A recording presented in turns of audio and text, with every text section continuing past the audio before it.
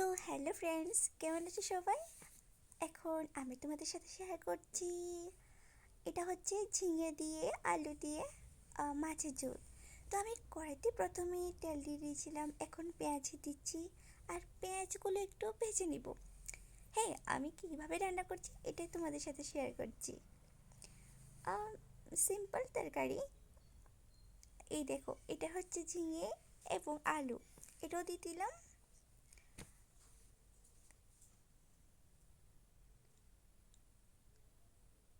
এবার একটু নুন দিয়ে দিচ্ছি। বলে রাখছি, সবজিগুলো আমি না, আমার মায়ে কেটে দিয়েছে, আমি জাস্ট রান্না করছি। আম, তার তোমাদের সাথে শেয়ার করছি, এটাই। তো এবার দিয়ে দিব একটু হলুদ,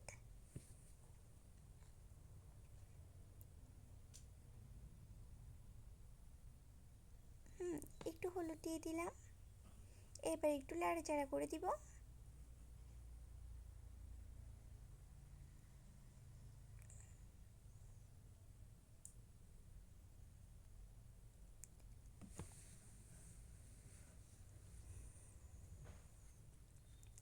এবার একটু মরিচের গুঁড়ো দিয়ে দিব। মশলাটি দিচ্ছি আর কি এক এক করে। তো আমি প্যাকেট দিয়ে দিচ্ছি, এটা আমি জানি মশলাগুলো কোনো একটা কৌটোর মধ্যে রাখলে খুব ভালো হয়। তো এখনও রাখিনি, কারণ কৌটোর মধ্যে রেখে আবার এটা চামিচ দিয়ে উঠিয়ে আবার দিতে খুব একটা অসুবিধা হয়, তাই কৌটোর মধ্যে রাখিনি আর কি। তো আমি প্যাকেট দিয়ে দিয়ে দিচ্ছি, তাই ভিডিওতে প্যাকেটটা দেখা যাচ্ছে। তো আমি ধনে গুঁড়ো, জিরে গুঁড়ো এটাও দিয়ে দিলাম মরিচ দেওয়ার পরে। হ্যাঁ, তোমরা বলতে পারো তোমরা কে কে কাঁচা মরিচ খাও, কে কে গুঁড়ো লাল মরিচ খাও, এটাও বলে দিতে পারো, তাহলে আমি জানতে পারি কে কোন মরিচ খাও।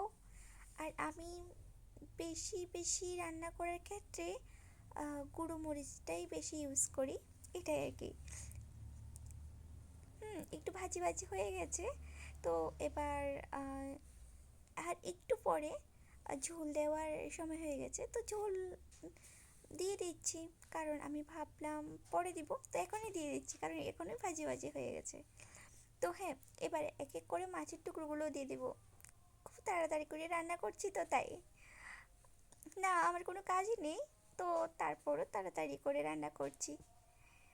সারাক্ষণ তো আর একটা তরকারি রান্না করতে ভালো লাগে না, তো আমার রান্নাটা শেষ আর আমি একটা তরকারি রান্না করলাম, এটাই। তো চারটে টুকরো দিয়ে দিচ্ছি মাছের। এবার একটু সিদ্ধ করে নিব যাতে ঝোলটা একটু গাঢ় হয়।